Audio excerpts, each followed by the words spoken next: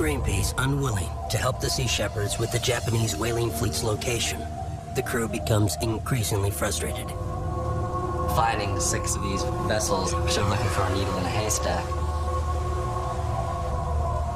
The most successful thing we can do is to just chase them. If they're running, they're not whaling.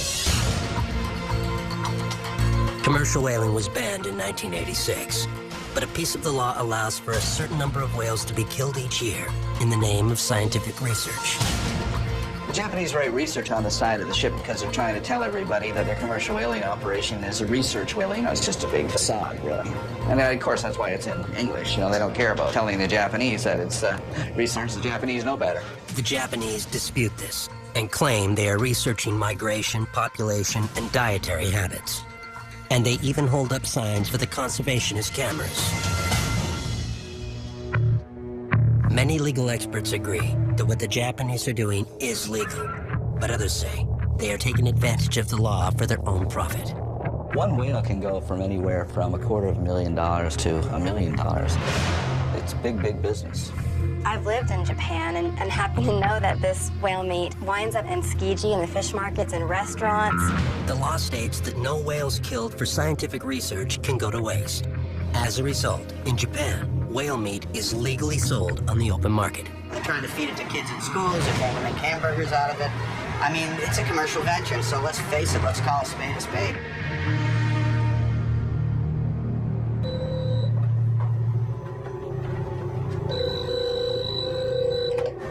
Is Taylor and Shannon speaking? Oh, hi. 1 degree is 32 minutes. After weeks of searching, Captain Watson finally gets his first lead on the Japanese whaling fleet's location. It looks like they're heading full speed southeast. This is all just such good news. It completely changes the entire campaign. The sooner that we find them, the sooner that we can hopefully shut them down. Word quickly spreads throughout the ship. That's pretty exciting. Sounds good. We found it.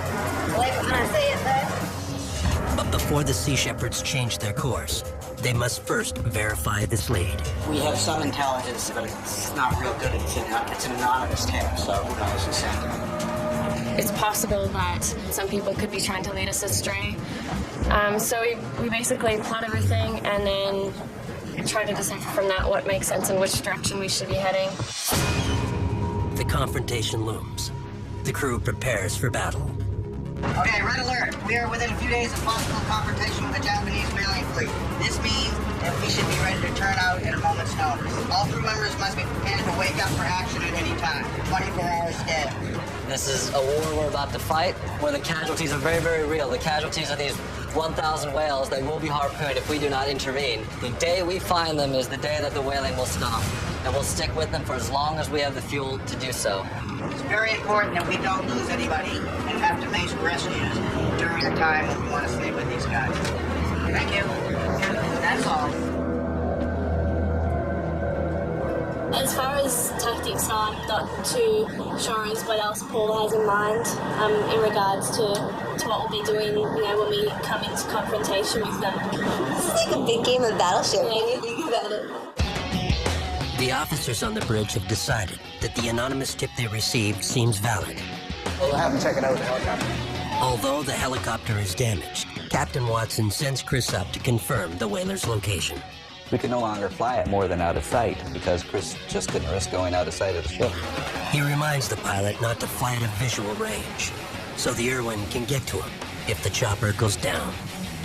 Right now we're heading towards coordinates. Obviously, until we prove them correct, there's no way to know whether we're being led on or not. Hopefully, when we get there, they'll be there.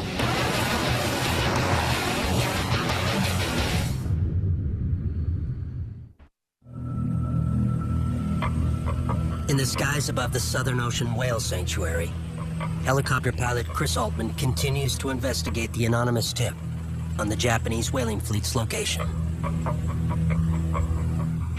Information's 6 hours old, so, if they're steaming east at lead speed between 15 and 20 knots, then they're not going to be here. To make matters worse, the damaged propeller blade continues to limit the helicopter's range. But in his eagerness to locate the Japanese, Chris chooses to push the limits. If he does get a visual confirmation on his target, the Sea Shepherds will need to be prepared for immediate engagement.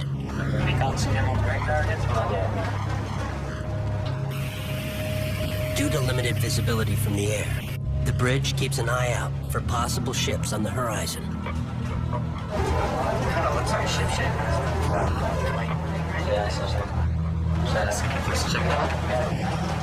Chris circles around to get a closer look. Yeah, it does look like one, but it's just hard to tell, though. We'll know here in about 2 to 3 minutes. We'll let you know.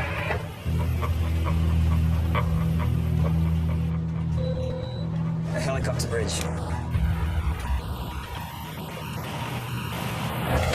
Unfortunately, that target turned out to be an extremely deceptive iceberg.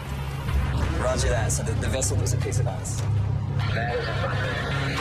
It now appears that the lead was false, so Chris has no choice but to head back, putting the Sea Shepherds at square one.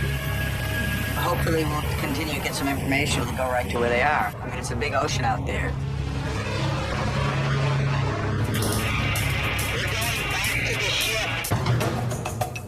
Anything new? Any helicopter news? Chris is making his way back to the ship. As Chris heads back, he spots something else out of the corner of his eye. That might be a ship. Big, if it is. So is this him? It's too close for him to see from where he is as he's moving closer.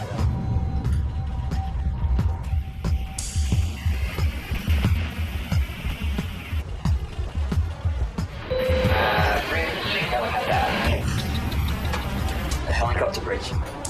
Yes, sir, we have visual confirmation on a ship. We don't know what it is yet, but it is definitely a vessel.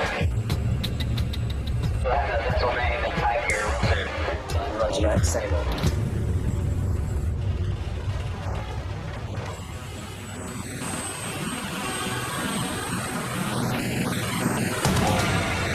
Visual confirmation on the Nisshin Maru number 2. I repeat, the Nisshin Maru number 2. Visual confirmation on Nisshin Maru number 2. Alright. Guess what, fellas? Help us out of sight into the ship. Oh, gee, really good. You'll get them. After 41 days at sea, the Sea Shepherds have now found their first target, the Nisshin Maru number 2. The harpoon vessels are what we refer to as the killer ships. These are the Nisshin Maru number 1, the Nisshin Maru number 2, and the Nisshin Maru number 3. These are the ships that actually end up killing the whales. Chris, you think she's had a visual on you? No, definitely, I'm right over.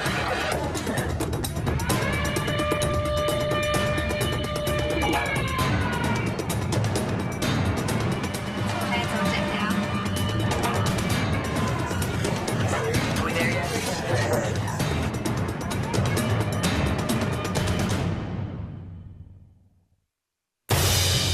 This season on Whale Wars.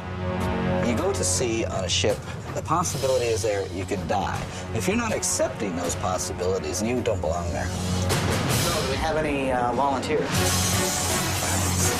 Warning, quit poaching whales and go back to Japan. They've taken 2 of our crew hostage and then refusing to let them go. What we do is inherently dangerous when talking about extinction of a species. Delta, this is Bridge. Do you copy? We have lost contact.